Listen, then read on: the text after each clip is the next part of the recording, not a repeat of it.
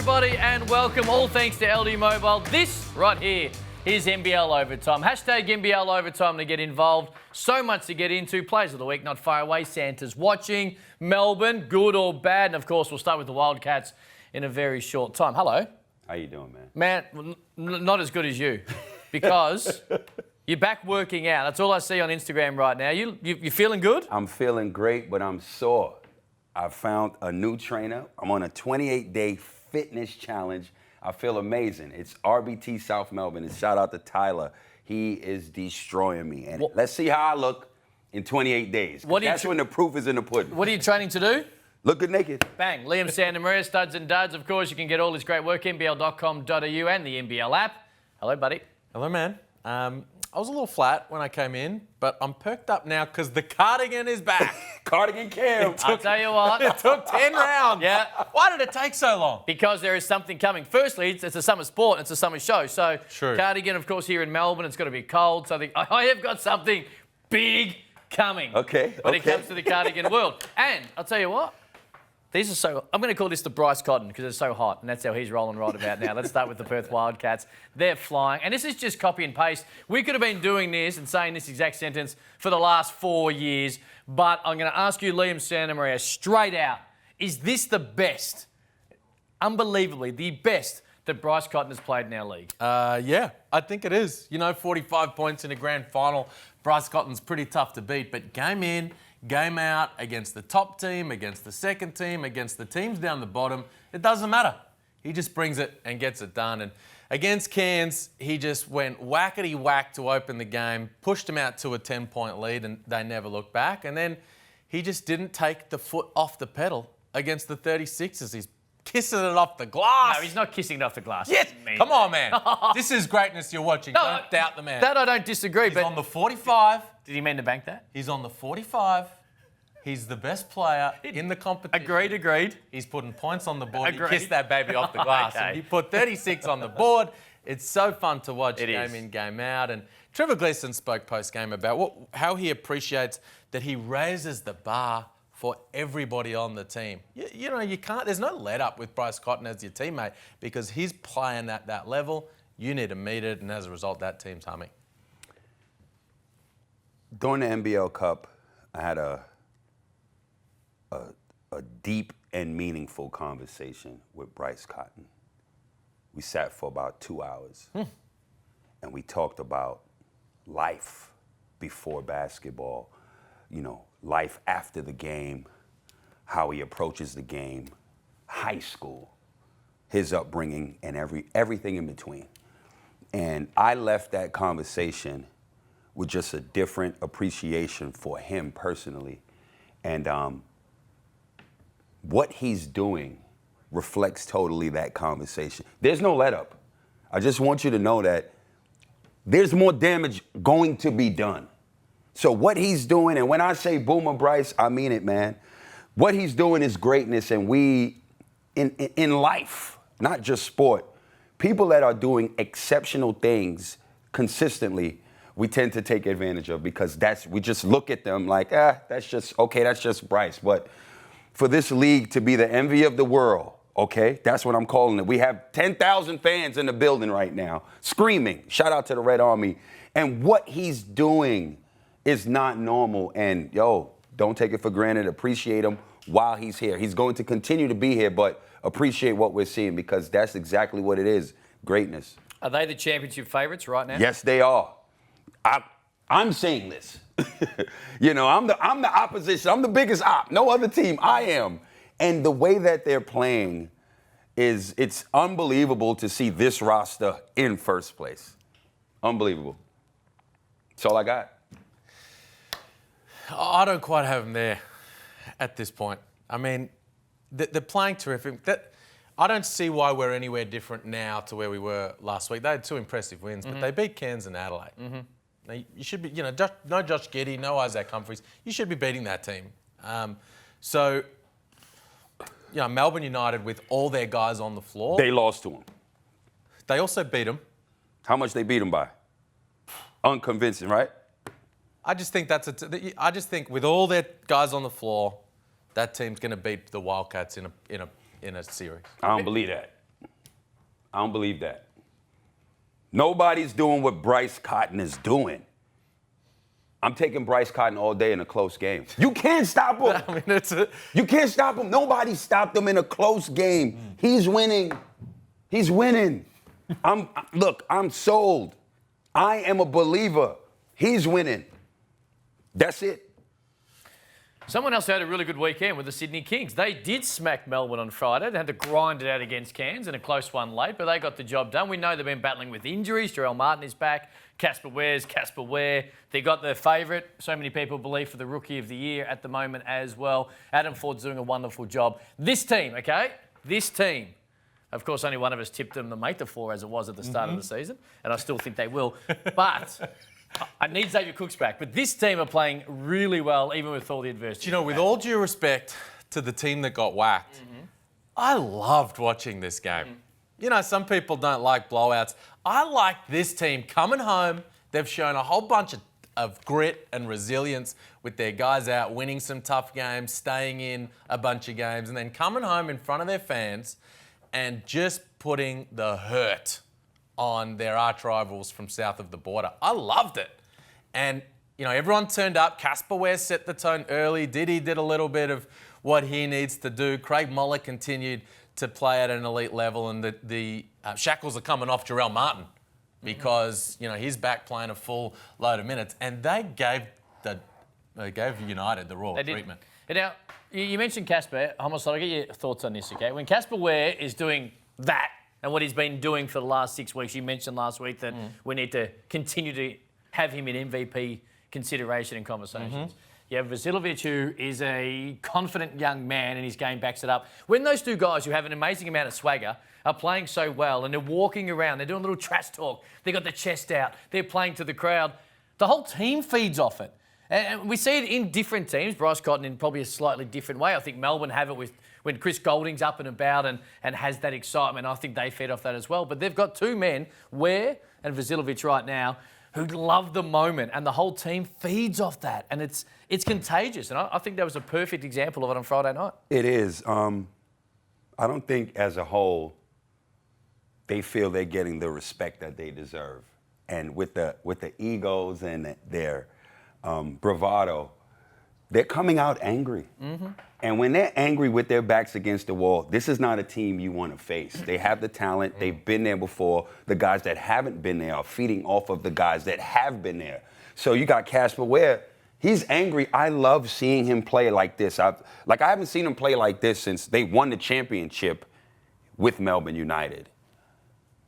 He's pissed off because he feels he's not getting the respect he deserves. He's pissed off because of the fact that his team is being counted out. He's pissed off at the fact that last year, how in the finals, the grand finals, he didn't show up, and the only way he's going to get that respect truly is getting back there and putting on. So he knows that there's work still that needs to be done, and he has to play that way. He has to lead from the front, and he's doing that since NBL Cup. I love how he's playing. Jarrell Martin. Jordan Hunter is flat out getting it done. And last year, Andrew Bogut said, you know, Jordan Hunter has a lot of promise and a lot of upside, and he's working hard in practice, and he's going to be big. And we're actually seeing that. So shout out to Jordan Hunter. You mentioned about Casper Ware. And, Firstly, we gave him a shout out. He's on the board. No doubt. He's on the no board. doubt. No doubt. Sorry, Liam. You talk about Casper in those MVP conversations. Let's just make sure that we put that in the right context. When we talk about MVP conversations in this league right now, we're talking about who should be in the conversation for second place. Because as long as Bryce Cotton's healthy, he's the MVP. And this was the same thing last year when we got all excited about Scott Machado and Lamar Patterson down the stretch and the like. But Bryce Cotton is the man. And then these other guys, look, if he falls over and can't play the second half or whatever, touch wood, then these other guys get in the mix. But Casper Ware's playing at a high level. Bryce Cotton's the MVP. All right, the Adelaide 36ers blew another double-digit lead. Of course, we've seen them blow a 26-point lead to end the NBL Cup. They blew one against South East Melbourne Phoenix, where the Phoenix were able to run them down and win in overtime. And they were okay in parts against Perth, and very hard to go to Perth, in particular without Josh Giddey, no Isaac Humphries, as we spoke about. I'm going to let you go first, Homicide, because the game last night, of which you commentated, but they did lose to Perth. Brandon Paul was a topic that you weren't overly happy with. his minutes, his starting position, all the rest of it. Fire away. There's a lot of things I'm unhappy with based off what I saw yesterday. Madronia should not have started that game. He's barely played all season. Okay? Brandon Paul is a gun.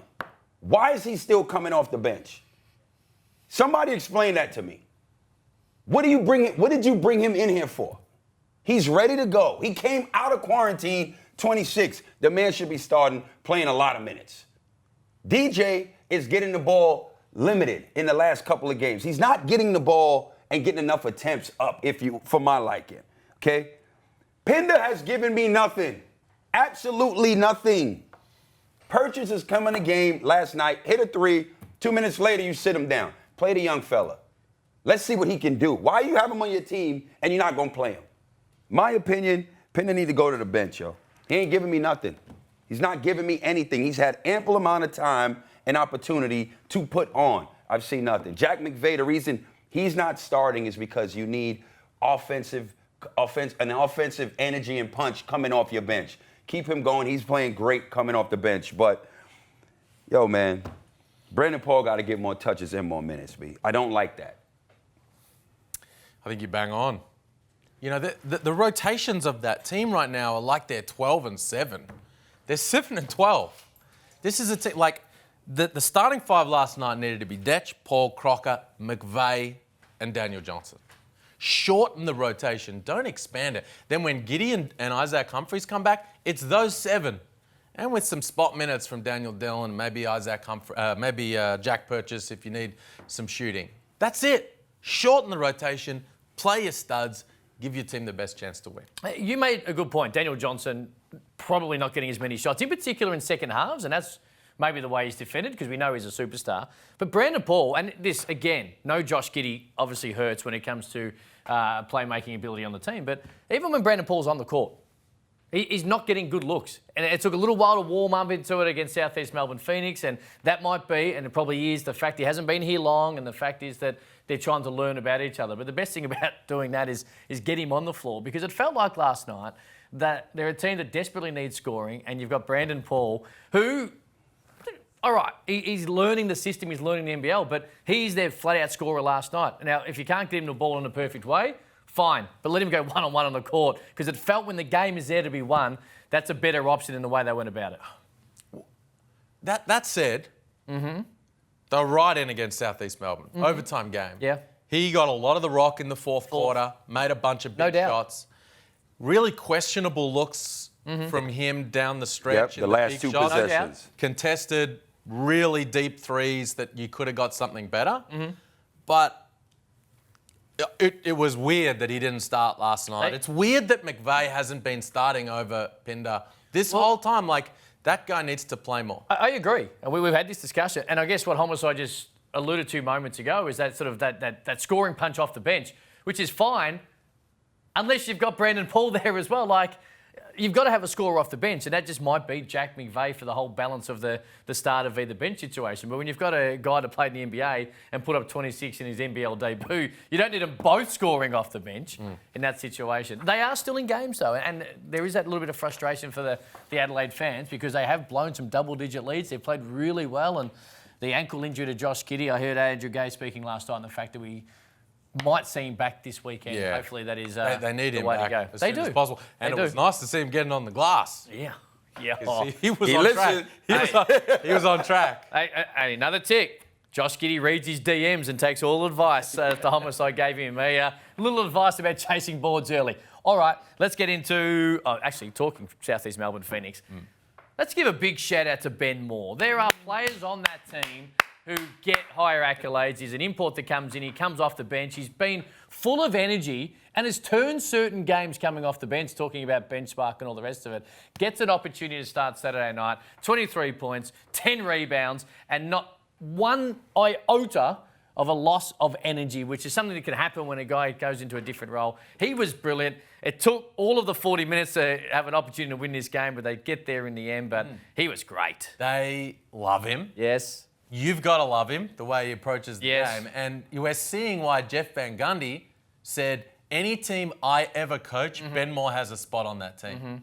at any level. And that's why Ben Moore keeps pushing for JVG to get an NBA job. Because he's just a dream to play with, a Yeah. dream to coach, a dream to have as a part of your organisation. Because whether he's coming off the bench, whether he's starting, whether he's getting the rock, it doesn't matter. He's bought in. He makes all the right plays at an extremely high energy level at all times. And we knew, we said it last week, he's ready for a bump in minutes. No Mitch Creek in the lineup. That opportunity presents, and he blows up. 23 points, 10 rebounds, 5 assists.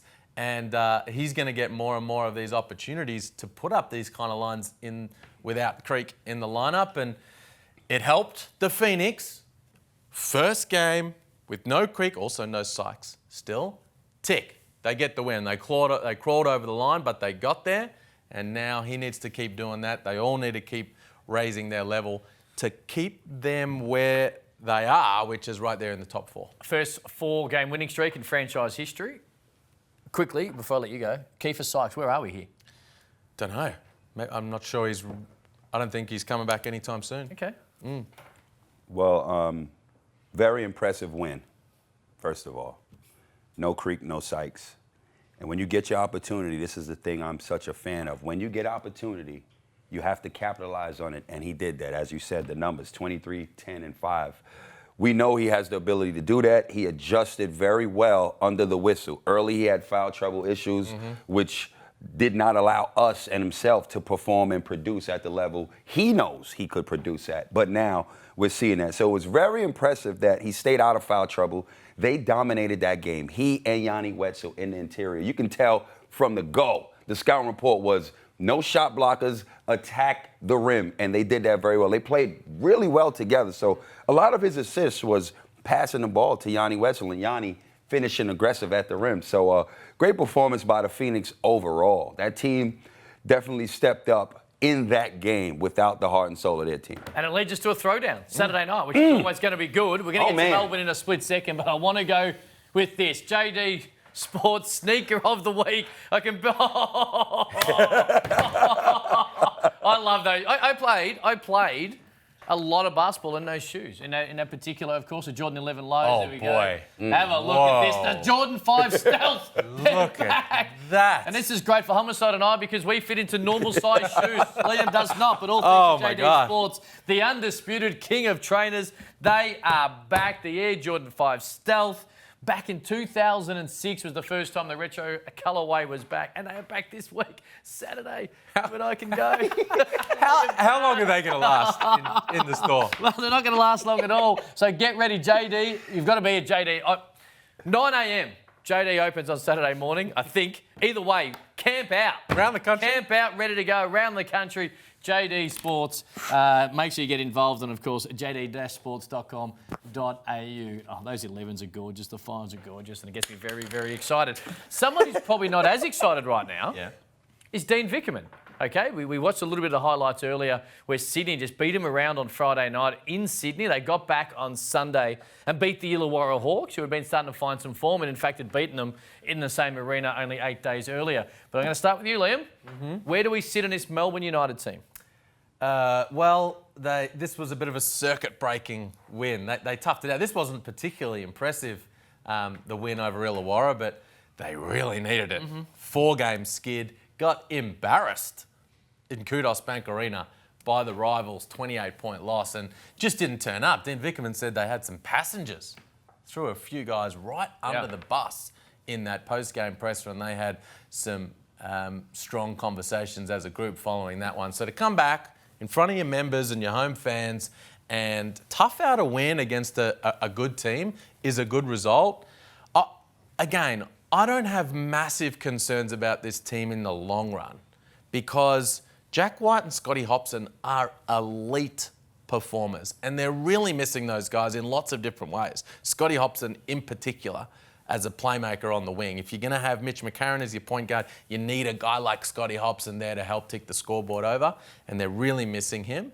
But what they need to do is show the heart and the grit and the resilience that some other teams have shown throughout the year with key guys out, like the Sydney Kings, like South East Melbourne Phoenix right now with no Sykes and Creek.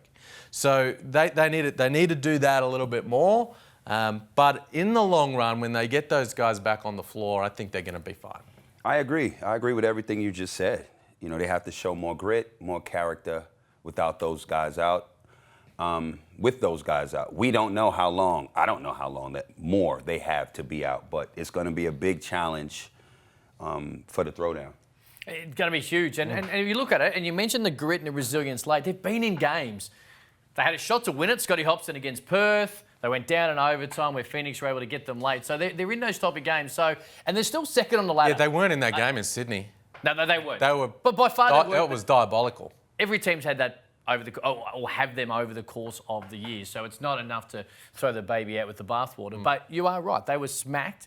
I'm not going to say they mailed it in the second half, but they never really felt like they were going to get back into that game.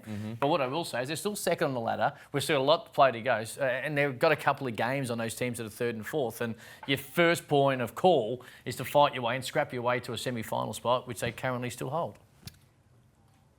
And that's the thing. Done? They haven't played. They'll be fine. I mean, they'll be fine. They haven't been. When was the last time their roster was fully intact? Right? So long ago. Yeah. You know, what were they then? 4-0, and then Shea Haley and Chris Goulin went out. You know, it was when They were 9-1. It was when they played Perth. Yeah, and Chris Golding got hurt in that game, and since then, which is right before the NBL Cup. They handled Chris Golding being out reasonably well. Right. They haven't handled Scotty Hobson. No, they haven't. Which is interesting because he hadn't played that well. A lot of our discussion was the fact that he hadn't got to the level Right. that we were accustomed to seeing him play. But on defense, he was there. And Jack You know? White, one Yeah. of the league leaders in block shots. And to be honest, though, they need to dig in because it's not enough to just get to the semi-finals. If Melbourne United, even as talented as they are with all of their players together, you don't want to be going into a semi-final series against Sydney, against Perth, without home court advantage. No, agreed. But my point to that is that they're still in home court advantage right now, and we're going to get their players back. So they haven't lost a great deal of ground that's going to come back and hurt them, which is what happened last year. They had to really grind their way into the semis and go to Sydney, and they lose that game 3. So the point of that is that we're going to get these players back, and they haven't. You know, they're not 8 and 10. Yeah, I know, but they're in a tight spot right now because you talk about that series. But the league's tight. You talk about that series last year against Sydney.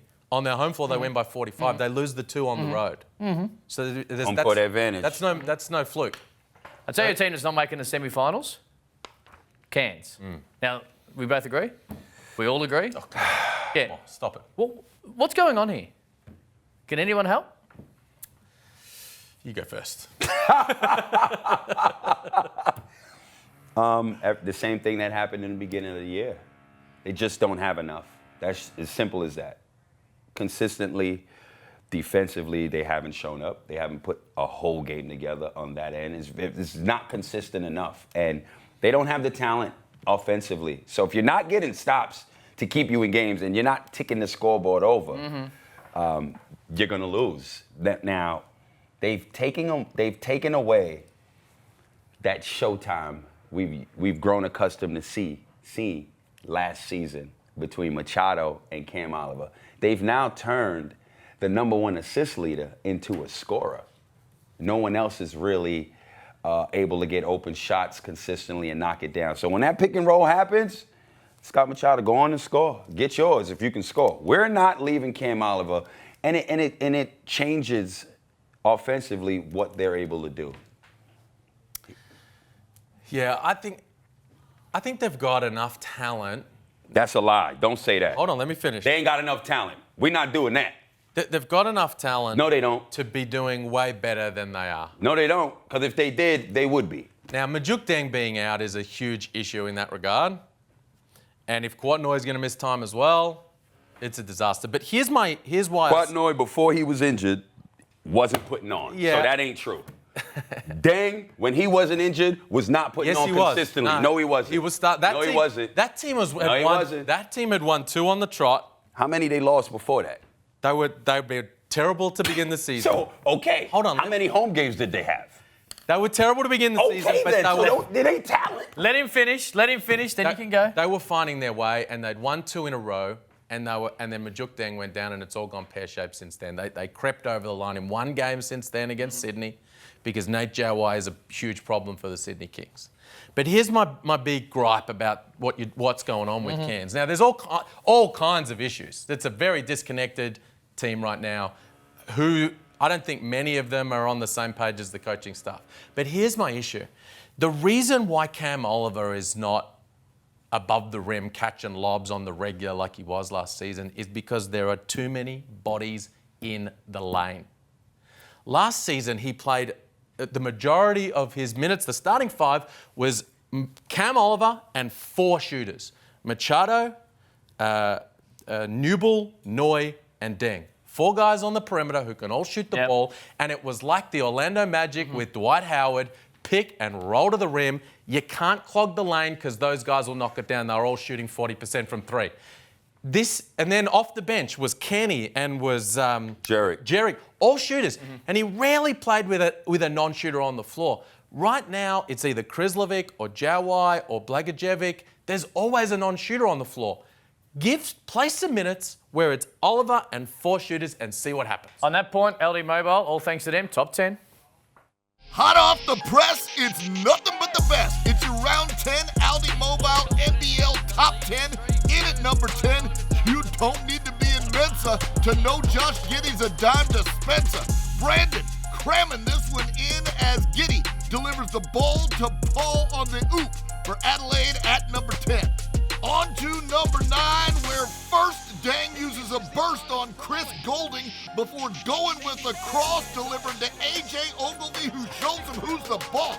Adele setting up A.J. to ring the bell and give Rowling credit for the save, starting off the play for the Hawks at number 9. In at number 8, check out Didi Lozada, blocking more flight than a lampshade blocks light. Joe Lual Achul gets taken to school, and man, you better have more loft if you're going up that soft. The Kings get in with some defense at number 8. We're up to number 7, where Jordan Hunter greets Mason Peatling at the ceiling with feeling.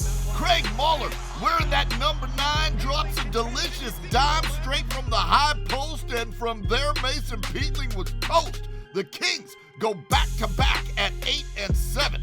At number 6, it's CG43, still breaking free from the laws of gravity. Chris Golding may be on basketball's back 9, but he's still beating up on old Father Time. The man's a shooter, but he's still got that turbo booster. Chris Golding in at number 6. Oh, geez, something for NBA Bo to work with here. Oh, yeah. We're up to number 5, and I see a Lim Santa Maria. It's Jordan, I believe I can fly, not tie, and when he goes with the lean-in, there's no way to deny. A guy named Jordan scoring is in at number 5. At number 4, Luke Travers swoops in from the three-point line to do some rim denying, rising high on the fly to swat Nate Jawai. Some intense defense as Luke nukes Nate at number 4 for Perth. On to number 3, and it's more defense as Jock gets rocked by the Hawks. Ding Ding is a blocks king as he destroys this offering. Landell thought he sunk him, but that's nothing but pumpkin in at number 3. At number 2, Jordan Hunter's back again, beating Joe to the rim. Sometimes it's as much about the hustle as it is about the muscle. Jordan's recipe was that sweat equity, and Craig Mahler rewards him for flying with that little dime in at number 2. But at number 1, even Larry Bird would think this buzzer beater's absurd, and Euclid wouldn't understand how Harry Froling gets this one to land. Going over the glass with class, he uses all the arc, and we get to enjoy his work of art. Harry Frolling's Rainbow Goes, landing Brisbane at number 1 on the NBL. Cut it! That's the exact reason we've got the big man out the back. He was brilliant in the game, and then he capped it off with the number 1 play, all thanks to LD Mobile. All right, Stan's watching, gone. We haven't got time, but what we do have time for is 18 games in 18 days.